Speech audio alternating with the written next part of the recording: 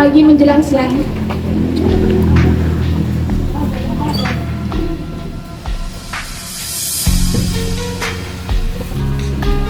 Nama Evi Dwi Hastari, SHMH.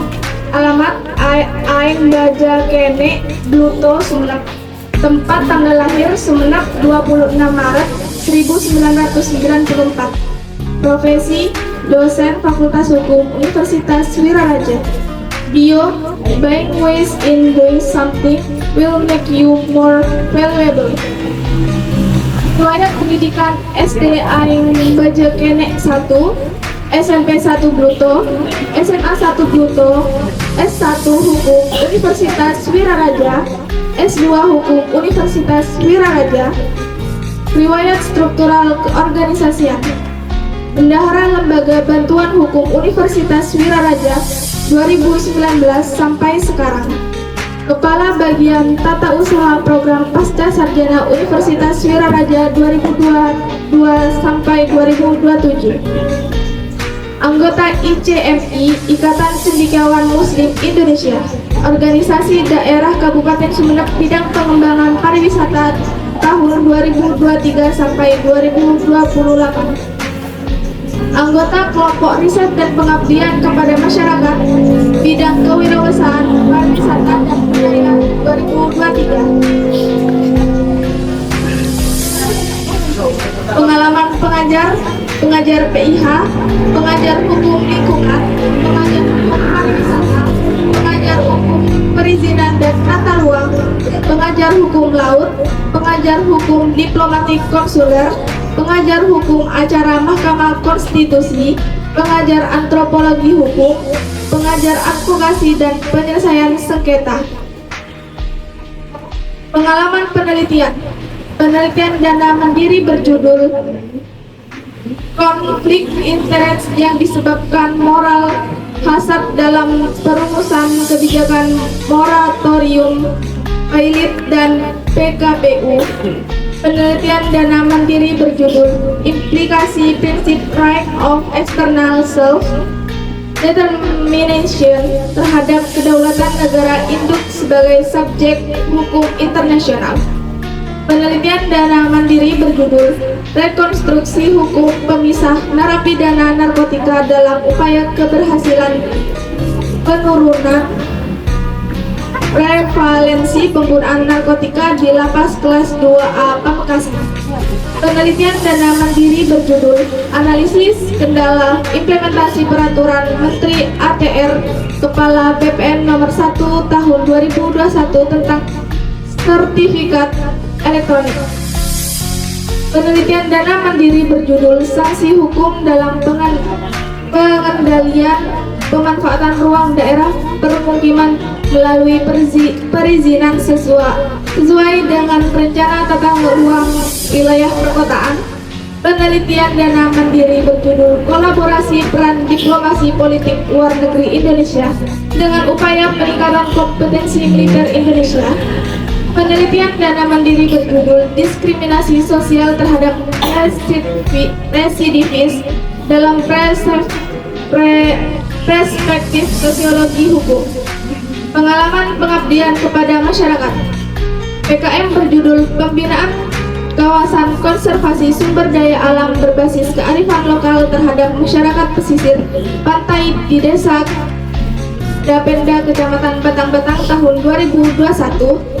PKM berjudul Literasi dan Edukasi Hukum, Stop Tindakan Bullying melalui pendekatan behavioral di Pondok Pesantren Nurul Islam Desa Karang Cempaka, Kecamatan Bluto, Kabupaten Sumenep tahun 2022. PKM berjudul Penyuluhan Pendaftaran Tanah Sistematis Lengkap PTSL dan Sertifikat Tanah Elektronik di Desa Pragean Lawak, Kecamatan Pragean tahun 2022.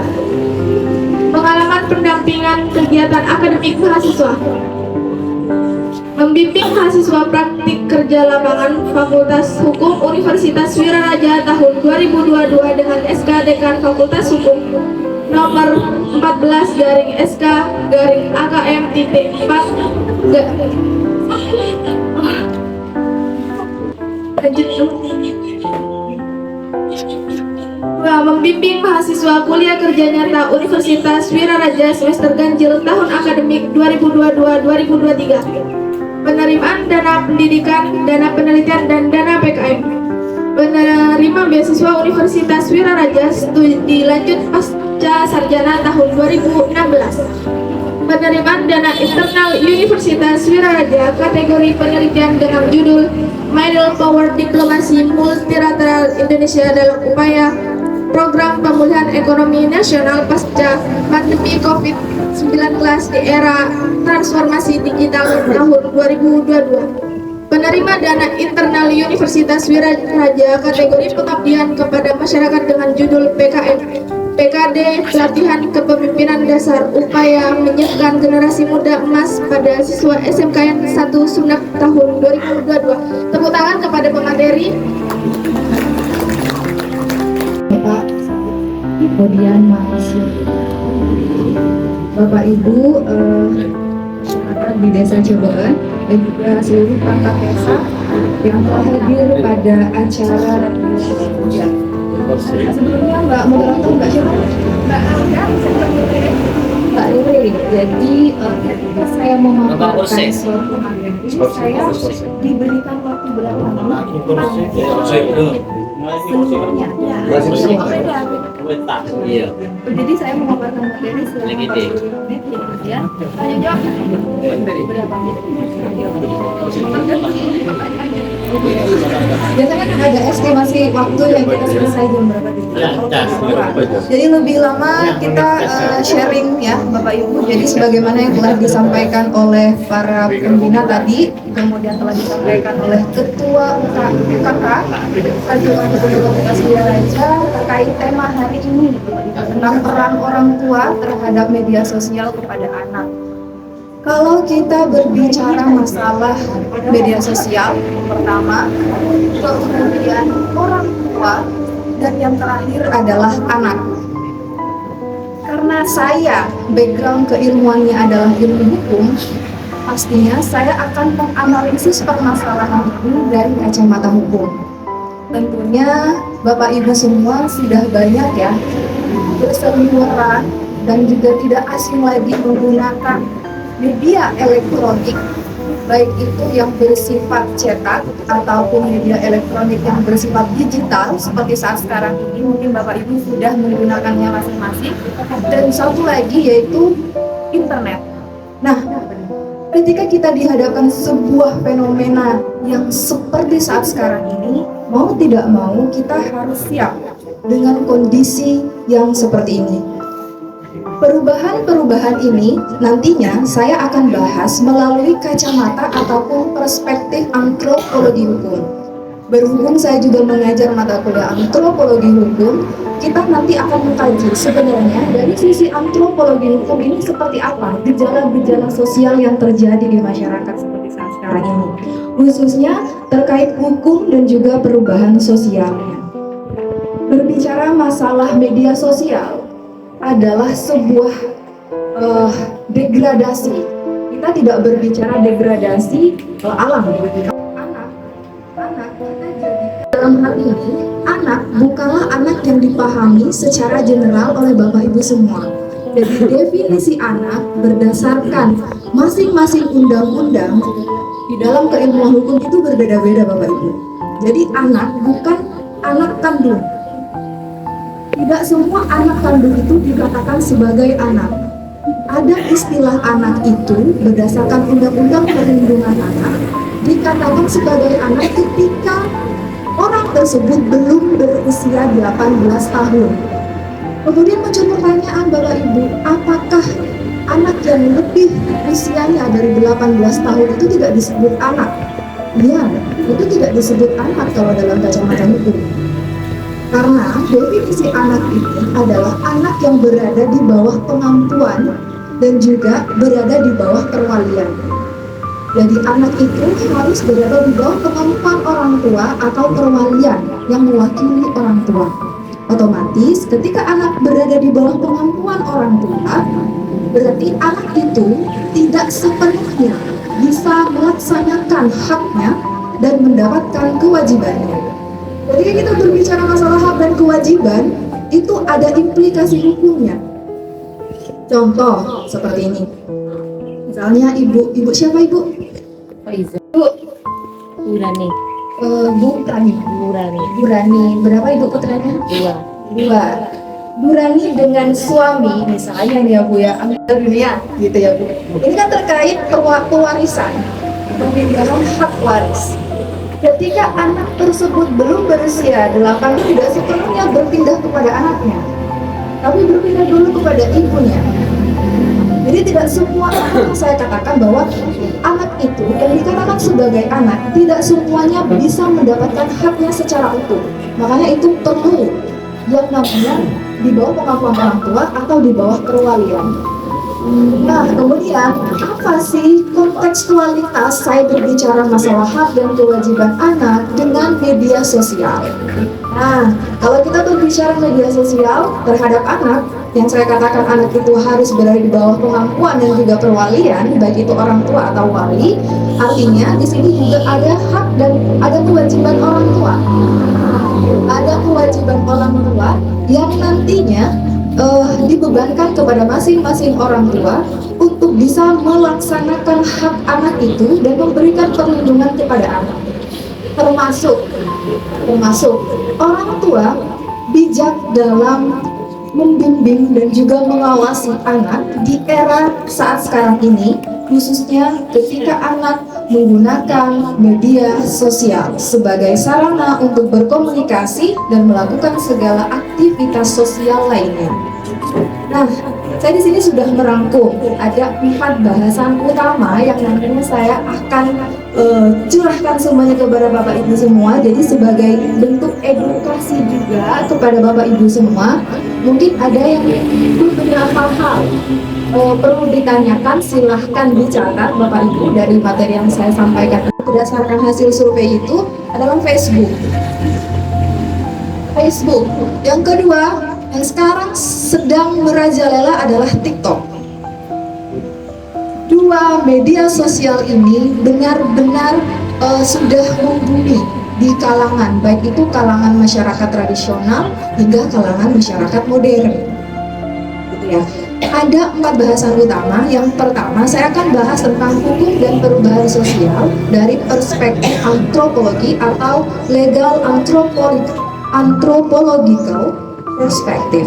Kemudian yang kedua, ada media sosial dalam teropong Undang-Undang ITE. Nah, Undang-Undang ITE ini mungkin Bapak Ibu juga sudah tidak asing mendengar Undang-Undang ITE, ya kan? Undang-undang beserta perubahannya. Kemudian yang ketiga, nanti saya akan bahas juga anak sebagai subjek perubahan sosial atau agent of change. Kemudian yang terakhir adalah tugas dan peran orang tua.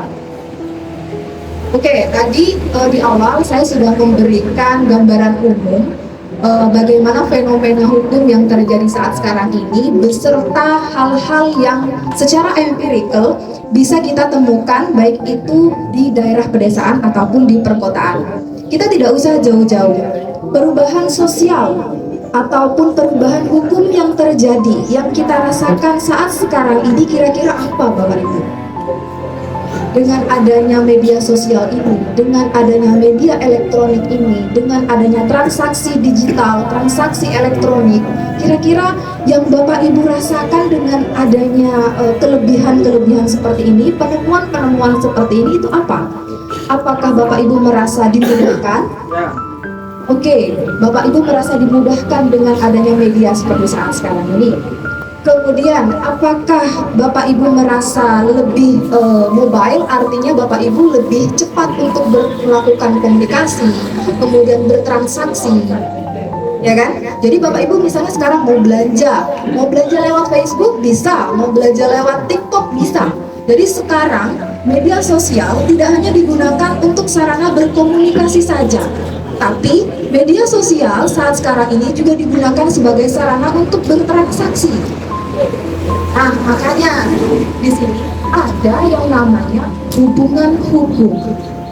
Hubungan hukum antara penjual dan pembeli, hubungan hukum antara pemilik akun dengan yang berhubungan tersebut, dan hubungan hukum yang lainnya. Nah, hubungan hukum ini pastinya memiliki konsekuensi hukum. Nah, konsekuensi hukum ini khususnya kepada anak, itu tidak semuanya anak bisa melakukan pertanggungjawaban hukum.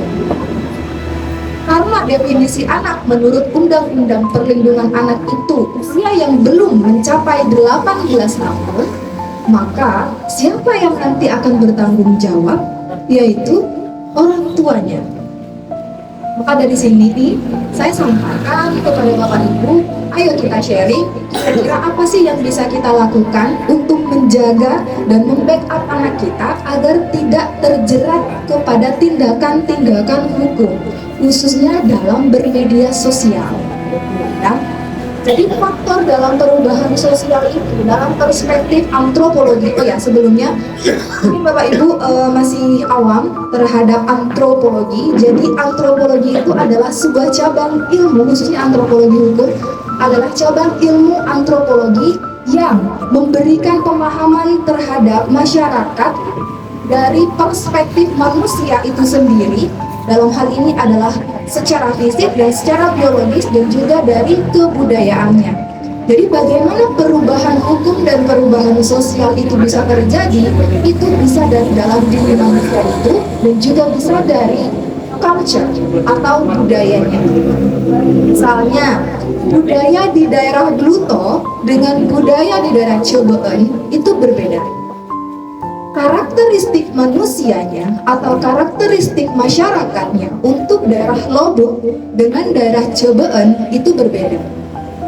Dari situ kita bisa menganalisis seberapa banyak orang yang berpotensi untuk melakukan perbuatan melawan hukum atau omreh matihdat.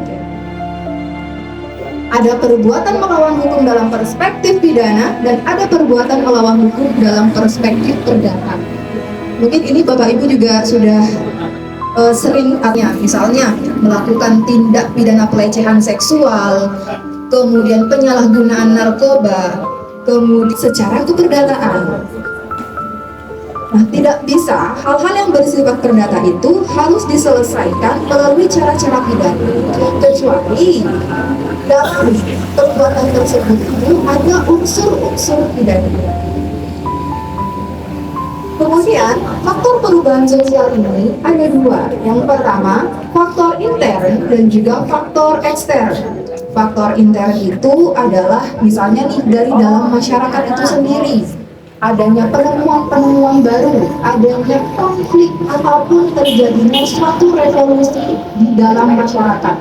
Misalnya di dalam masyarakat Cirebon, apa yang menjadi hal yang sudah umum dan lumrah itu untuk dilakukan. Misalnya, kalau dalam sisi antropologi hukumnya itu, kalau orang ingin menikah itu ada ritual-ritual untuk membuang sial. Itu hanya dilakukan oleh masyarakat di sini, misalnya. Saya contohkan seperti itu contoh konkretnya. Perubahan-perubahan seperti itu menjadi tanda ataupun menjadi momentum terhadap perubahan sosial. Kemudian faktor yang kedua adalah faktor ekstern. Dan ini meliputi hal-hal yang tidak berasal dari masyarakat itu, tapi berasal dari luar. Misalnya, adanya pengaruh kebudayaan yang masuk, misalnya budaya asing yang sudah mulai masuk, kemudian adanya peperangan, dan lain sebagainya, itu termasuk dalam faktor-faktor secara ekstern. Dalam perubahan sosial yang terjadi saat sekarang ini, ada hal yang mempermudah, ada juga hal yang menghambat terhadap perubahan sosial itu.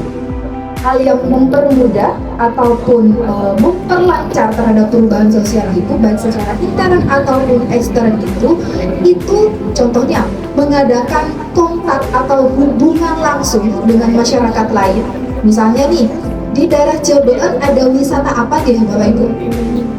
Kira-kira di Cirebon itu ada wisata apa? Hutan Pentil. Oke. Proses. Di mana? Di mana Pak? Tanaman tombak Gunung Punter. Di Gunung Bunter. Perencanaan. Iya kan ini perencanaan loh. Diratakan maksudnya. Oke. Untuk desa ini sendiri ya Pak, mohon maaf saya tanya dulu. potensi utamanya kira-kira dari mana Pak? Dari pertanian atau Pertanian. laut atau mana? Pertanian sama pedagang. Pertanian gitu Pak ya. Jadi untuk daerah pertanian itu bisa kita jadikan agrowisata. Misalnya pertanian apa di sini yang Pantai, pandai. sabrang. Benar. Nah itu bisa dijadikan agrowisata Pak untuk meningkatkan taraf hidup masyarakat juga bisa dan untuk menarik perhatian dari wisata sebagai objek wisata untuk desa Cirebon. Nah, ketika wisatawan itu masuk Bapak, baik itu wisatawan lokal ataupun wisatawan interlokal atau bahkan wisatawan mancanegara masuk ke Cirebon, berkontak langsung dengan masyarakat Cirebon atau bahkan ada yang menikah dengan orang tersebut, maka otomatis akan mulai ada titik perubahan. Contohnya, perubahan pola pikir, perubahan kebiasaan, perubahan perilaku. Itu akan semakin banyak, misalnya semakin banyak yang menikah dengan orang luar, maka sistem lapisan sosial itu juga akan semakin mulai terbuka. Dan semakin lama itu akan mengikis kebiasaan atau budaya atau culture itu di masyarakat itu sendiri. Sekarang apa sih yang menjadi lawanan dari hal yang bersifat mempermudah perubahan sosial itu terjadi? Yang pertama, tradisionalisme. Jadi kalau masyarakatnya itu memegang teguh tradisionalisme dan tidak mudah untuk berpengaruh kepada hal-hal yang bersifat dari luar, kita terima, kita adaptasi. Contohnya di Bali, Bapak Ibu, contohnya di Bali. Di Bali hingga saat sekarang ini untuk kebudayaannya, kebiasaannya, masyarakat di sana itu tetap melestarikan kebudayaan yang ada di sana. Di sana tetap menggunakan kamen, tetap melaksanakan upacara keagamaan, upacara adat dan lain sebagainya. Meskipun di sana banyak bule-bule, meskipun di sana banyak wisatawan mancanegara, itu adalah salah satu bentuk pertahanan terhadap perubahan dengan cara tradisionalisme itu. Kemudian hal yang menghambat adanya perubahan sosial itu yang kedua adanya vested interest. Jadi adanya hubungan tertentu yang ingin dicapai. Misalnya terkait masalah politik. Karena kita bertujuan untuk mempertahankan politik di dalam desa ini, misalnya kita tidak mau ada penduduk asing ataupun penduduk dari luar desa Cirebon yang menjabat sebagai perangkat atau bahkan kepala desa di daerah Cirebon. Nah, kita tidak, itu yang bisa juga menghambat perubahan-perubahan itu.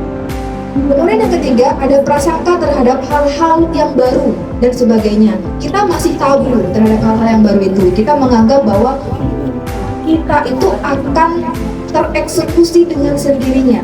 Kita akan terkikis dengan cara hukum alam. Jadi siapa yang bertahan, dialah yang menang. Itulah hukum alam.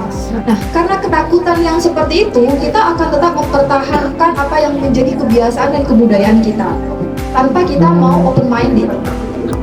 Seperti itu.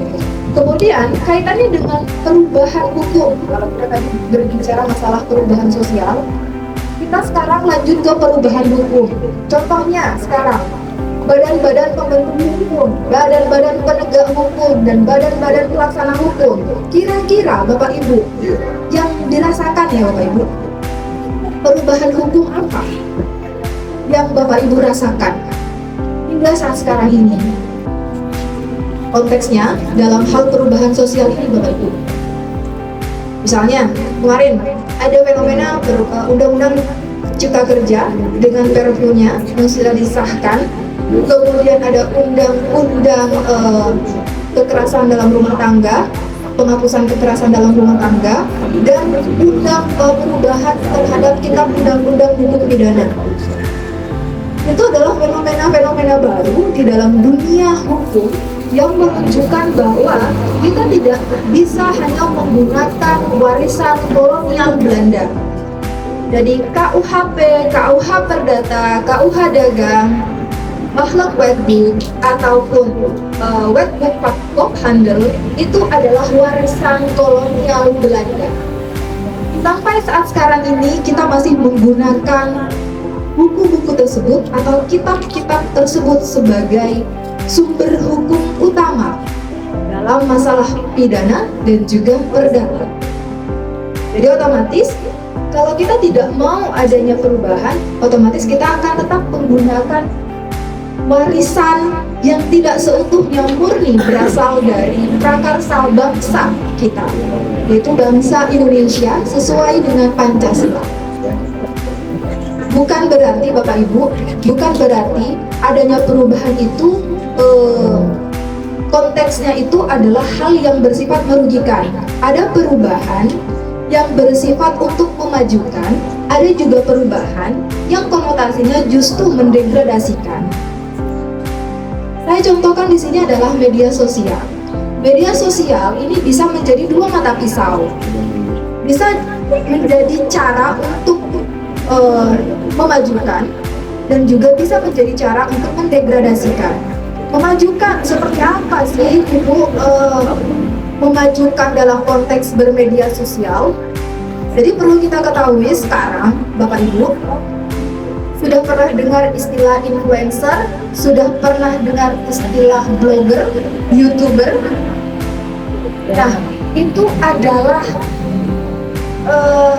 kalau saya katakan secara kasar adalah pekerjaan baru. Pekerjaan baru yang sampai saat sekarang ini untuk permasalahan pajaknya masih belum diatur dan masih sama. Jadi kalau Bapak Ibu sebagai PNS, Bapak Ibu sebagai pekerja paruh waktu dan lain sebagainya, itu masih dikenakan pajak Bapak Ibu. Tapi kalau sudah sebagai influencer, itu masih belum tercover secara peraturan perundang-undangannya. Makanya saat sekarang ini hukum sedang berjalan untuk mengakomodir perubahan-perubahan sosial itu terjadi. Nah, banyaknya tiktokers, kemudian banyaknya youtubers itu bisa mendapatkan uang bahkan miliaran rupiah melalui akunnya tanpa dia harus bekerja keluar rumah. Kita bisa menggunakan media sosial itu sebagai alat untuk mempermudah kita meningkatkan taraf hidup kita, tapi dalam hal ini kita harus bijak menggunakan media sosial. Bijak yang seperti apa, Ibu? Apa iya orang yang bermedia sosial ada yang nggak bijak? Iya, banyak. Contohnya, kita menyebarkan berita bohong, kita mentransmisikan data, kita mentransfer dan menyebarluaskan data yang belum tentu benar. Info tersebut itu kita termasuk ke dalam bagian orang yang melakukan pelanggaran hukum. Gimana caranya? IP kita, akun kita itu bisa dilacak oleh tim cyber. Nah, kalau kita ini saya bukan menakut-nakuti ya Bapak Ibu, sekedar agar kita itu juga bijak dalam memberikan edukasi kepada anak kita dan juga dalam mengawasi anak kita agar jangan sembarangan untuk memposting ataupun jangan sembarangan untuk menyebarluaskan info yang mengandung unsur sara, mengandung fitnah, mengandung berita yang tidak benar. Nah, itu kita harus hati-hati terhadap hal itu. Kadang kita terjerumus ke dalam hal perbuatan tersebut karena kita itu masih awam, dirasa karena kita hanya menyebarkan video itu hanya melalui WhatsApp, itu kita tidak apa-apa. Sementara kita kenalnya media sosial itu adalah Facebook, kemudian Instagram, Twitter, dan lain sebagainya. Ternyata menggunakan Facebook itu juga bisa dikenakan Undang-Undang ITE dalam mentransmisikan data. Jadi Bapak Ibu juga harus bisa mengenali mana informasi yang akurat, yang benar, betul, dan patut untuk disebarluaskan, dan mana informasi yang tidak harus dan tidak layak untuk disebarluaskan. Makanya di sini Bapak Ibu, seperti yang saya contohkan, adanya perubahan-perubahan, kita mulai menata sistem hukum di Indonesia. Contohnya sekarang, sistem hukum yang baru saja dipakai di Indonesia adalah keadilan restoratif atau restoratif justice. Jadi keadilan restoratif ini sudah kita bisa terapkan dalam ranah pidana. Kalau dulu mediasi itu hanya dikenal dalam ranah perdata, tapi sekarang istilah mediasi penal kita sudah bisa kenal dalam hal pidana. Untuk apa? Untuk mendapatkan keadilan bagi korban, pemulihan korban ke keadaan yang semula. Sudah banyak kasus yang diselesaikan oleh Kejaksaan Negeri Sumeneb melalui penyelesaian dengan cara-cara keadilan restoratif justice di kampus Universitas Wiraraja. Karena kampus Universitas Wiraraja juga memiliki rumah restoratif justice. Jadi Bapak Ibu, misalnya di sini Bapak Perangkat Desa, Pak Sekdes, ada warganya gitu ya Pak ya. Ada warganya yang melakukan tindak pidana ringan di bawah 5 tahun hukumannya, itu bisa diselesaikan melalui cara-cara restoratif. Kita bisa selesaikan di Universitas Wiraraja melalui rumah restoratif justice. Karena Universitas Wiraraja sejak tahun 2021 sudah memiliki rumah restoratif justice yang bekerja sama dengan Pengadilan Negeri Sumeneb untuk menyelesaikan perkara-perkara tindak pidana ringan. Jadi misalnya pencurian ringan, ya, pencurian ringan yang hukumannya itu di bawah 5 tahun. Perubahan-perubahan yang saya contohkan seperti itu sebaliknya tidak selalu berlangsung bersama-sama. Perubahan sosial bersama-sama dengan perubahan hukum tidak seperti itu. Jadi pasti ada yang mendahuluinya, entah itu perubahan sosial duluan ataupun perubahan hukumnya yang duluan. Law as a tool of social engineering. Jadi gitu ya. Jadi kalau misalnya kita berusaha untuk mengubah masyarakat melalui hukumnya, otomatis perubahan sosial itu akan mengikuti di belakangnya. Begitupun sebaliknya. Ketika kalau perubahan sosial itu terjadi, maka hukum akan mengikutinya. Seperti yang terjadi saat sekarang ini adalah banyaknya influencer, menjamurnya YouTuber, maka hukum di belakangnya akan mengiringi. Perubahan-perubahan itu akan mulai terjadi. Jadi nggak bisa berjalan bersamaan. Artinya dalam melakukan perubahan secara bersama itu nggak bisa. Itu akan mengalami social lag. Jadi suatu keadaan di mana terjadi ketidakseimbangan dalam perkembangan lembaga-lembaga hukum itu. Sehingga dalam hal ini akan terjadi kepincangan-kepincangan. Misalnya nih, banyaknya undang-undang yang diajukan untuk uji material, judicial review. Itu banyak sekarang dilakukan.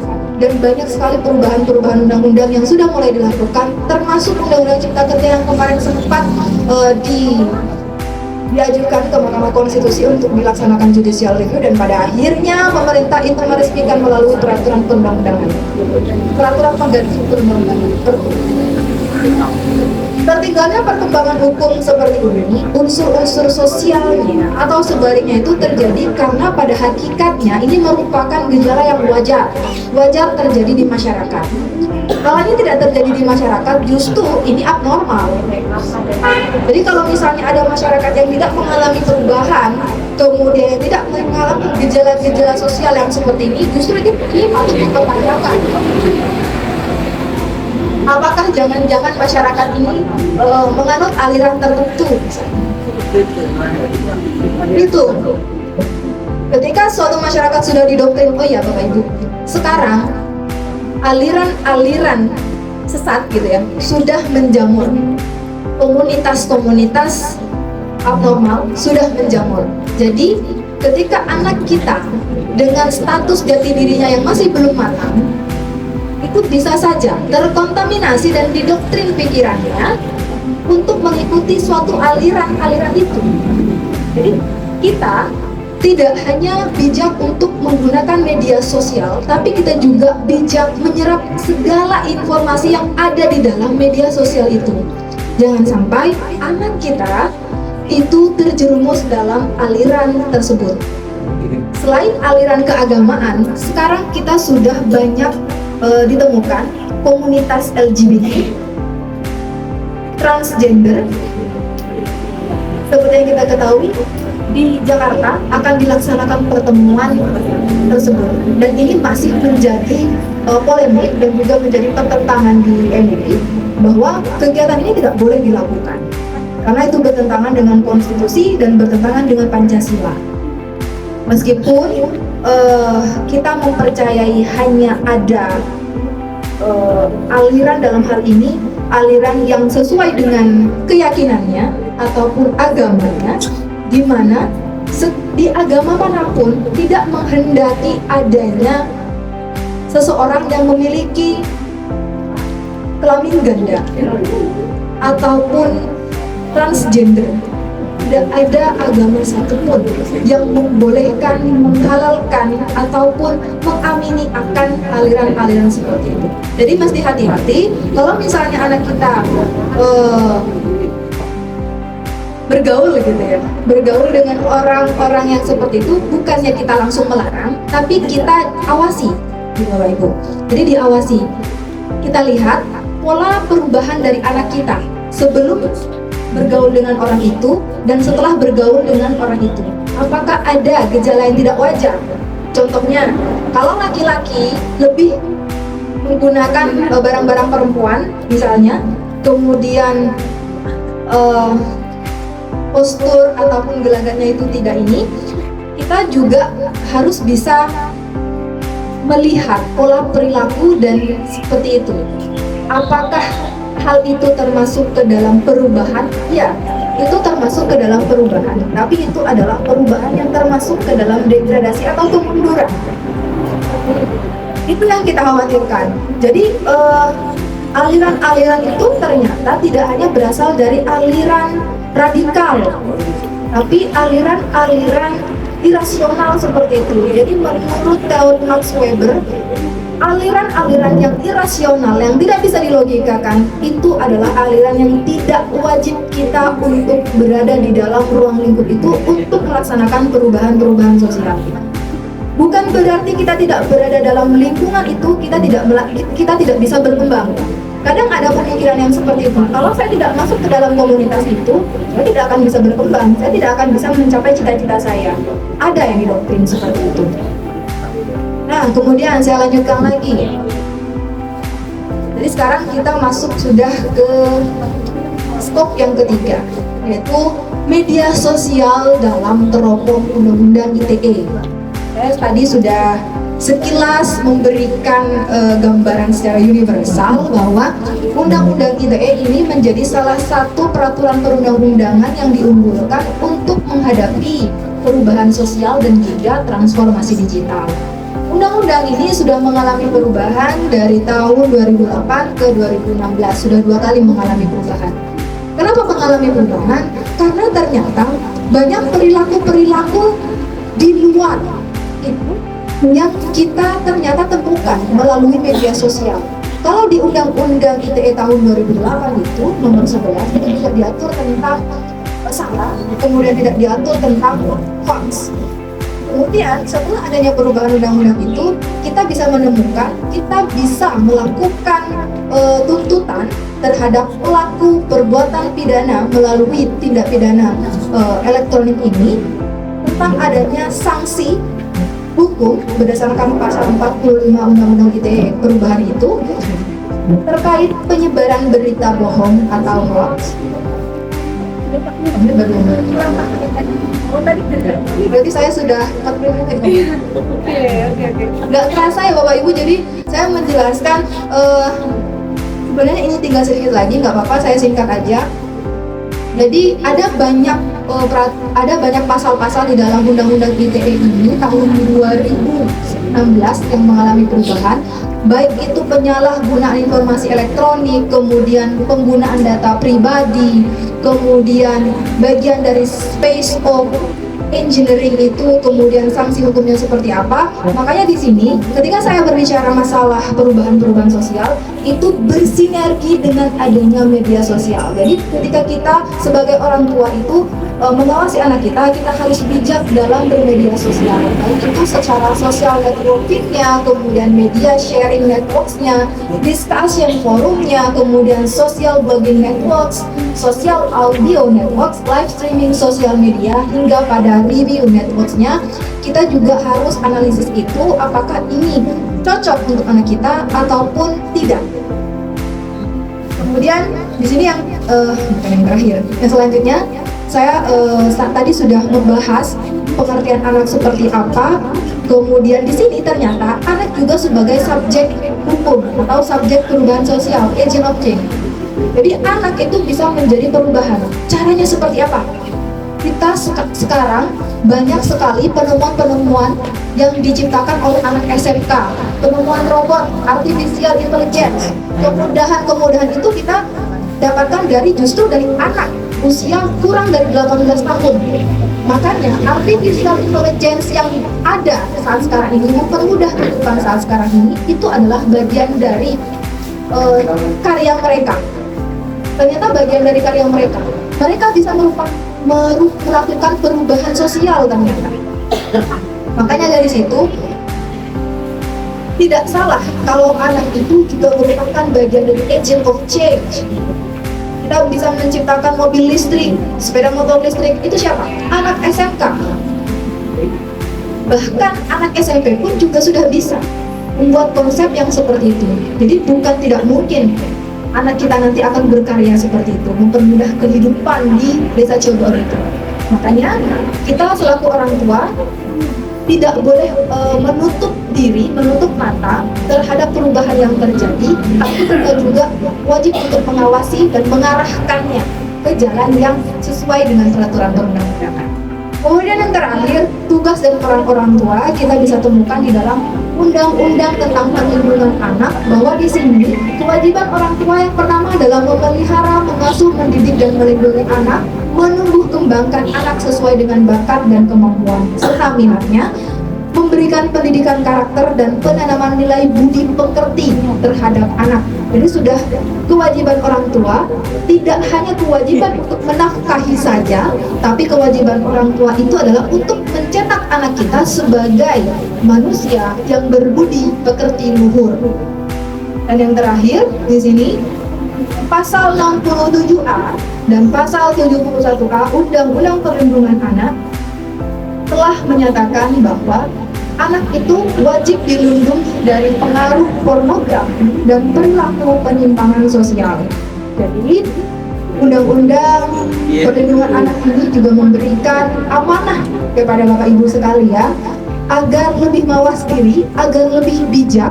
Dalam hal ini adalah menggunakan media sosial dan transformasi digital dan juga segala perkembangannya di era saat sekarang ini, agar lebih menggunakan dan juga lebih bijak gitu ya, untuk menggunakan media tersebut sebagai apa? Sebagai bekal bagi kita dan sebagai investasi kita untuk masa depan.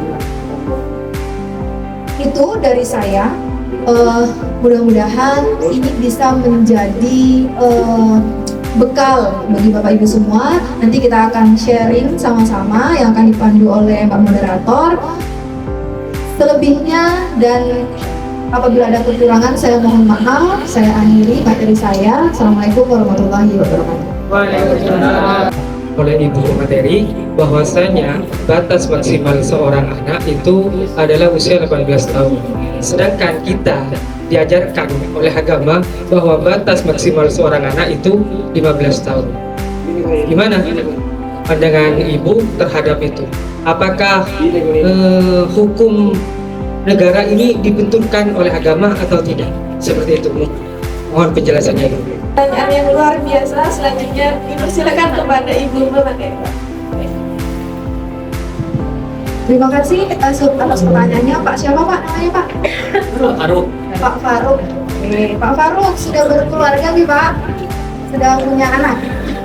Sudah berapa Pak? Satu, masih satu. Kalau istri sudah berapa? Rencananya mau berapa? Dua. Sudah saya berubah. Sudah saya berubah. Oke, baik. Oke, pertanyaan dari Pak Faruk saya simpulkan, bagaimana kontribusi hukum agama terhadap hukum nasional? Seperti yang kita ketahui bersama bahwa hukum agama itu menjadi salah satu sumber hukum dari hukum nasional.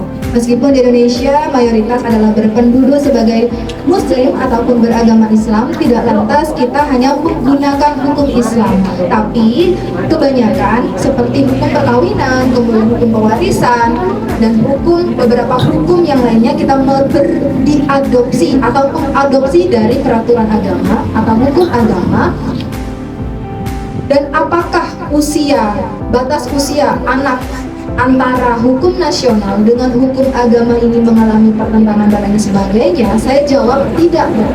Karena di dalam undang-undang sistem peradilan anak itu menyatakan bahwa anak yang berhadapan dengan hukum yang bisa dikenai sanksi pidana itu adalah anak yang berusia 14 tahun maksimal. Kalau usianya 12 tahun itu tidak dipidana, tapi dilakukan tindakan pencegahan. Kemudian yang dikatakan sebagai anak dan itu tidak bisa melaksanakan kewajibannya secara utuh adalah usia yang belum berusia 18 tahun. Jadi kalau misalnya anak itu dikatakan dalam hukum Islam itu adalah 15 tahun, ternyata di dalam hukum nasional pun juga mengiringi hal itu.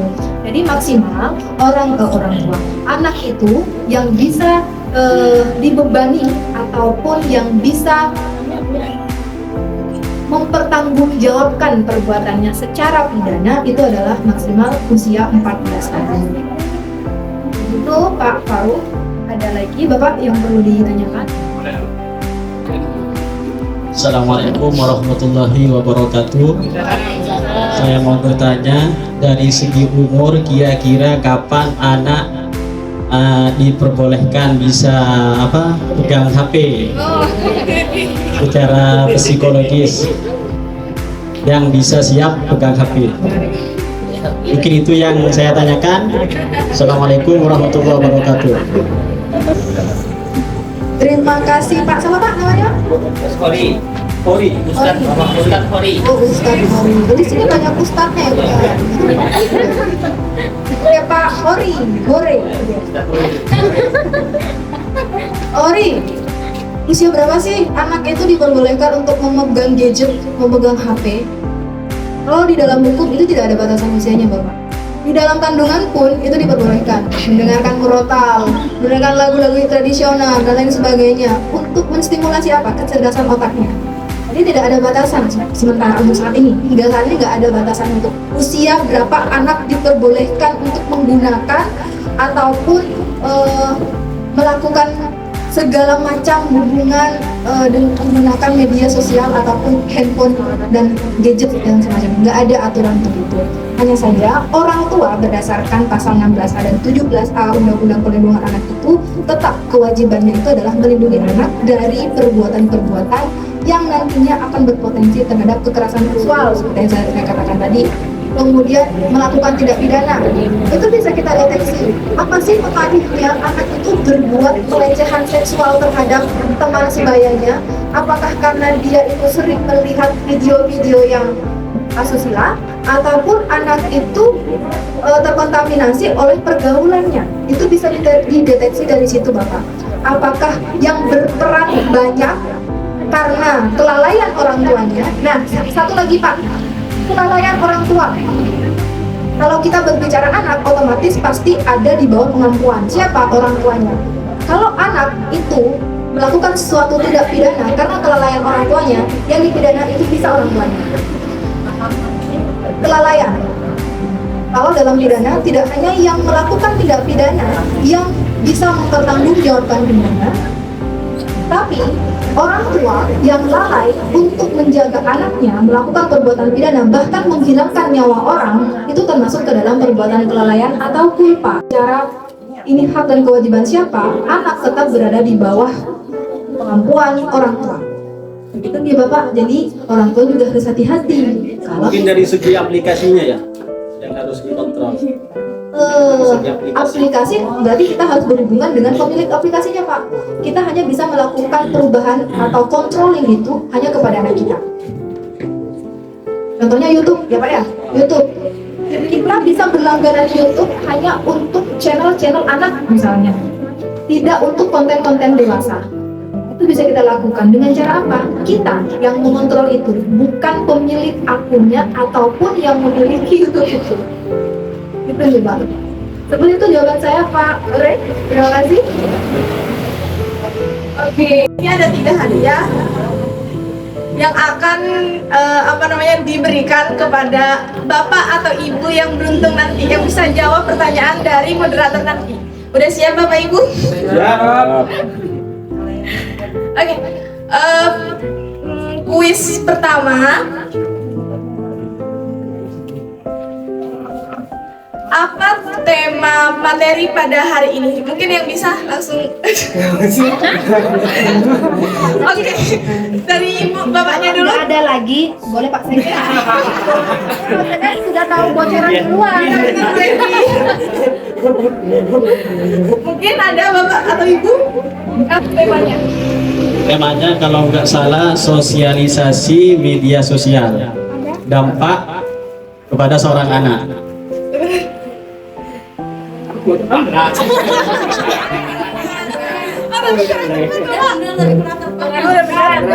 Hampir Pak. Sosialisasi kepada masyarakat untuk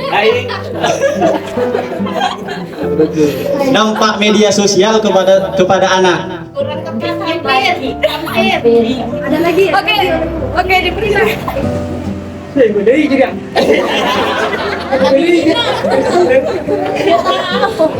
Benar, masih ada 2 pertanyaan lagi Pak. Acara sosialisasi dari UKK Radio Unija FM Gustu Kampung. Iya, temanya pada siang ini. Sosialisasi Gustu School FM. Itu kan nama acaranya. Yang tadi pemateri disampaikan. Sosialisasi media sosial. Si dampak media sosial untuk seorang anak dari perspektif hukum.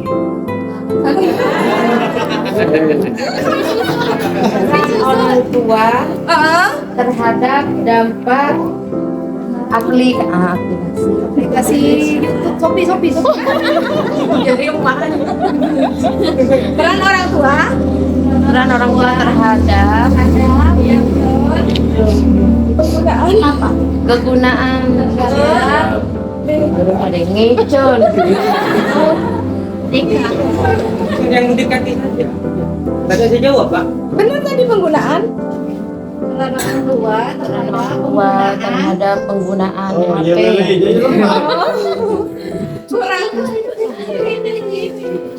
Kurang tepat. Mungkin ada lagi. Ya, itu peran orang tua. Pakai rangkus sebenarnya. Yang lah mendekati media.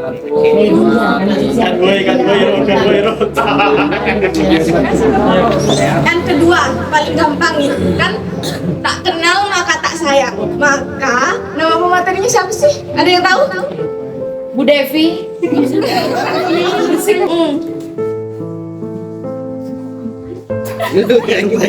Bapaknya mungkin. Di pikiran lupa, tapi kalau di hati ingat.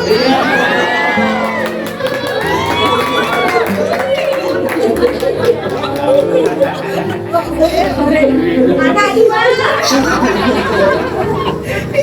Kata, 3 kata. 3 huruf. Oh iya, 3 huruf. Evi.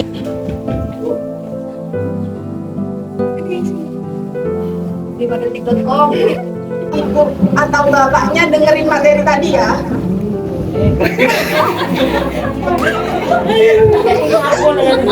Oke, pertanyaannya apa saja yang dibahas pemateri barusan? Media sosial. Media sosial secara hukum, dampak media sosial secara hukum. Bahas tentang dampak media sosial untuk anak secara hukum. Oke, betul itu? Oke, tepuk tangan.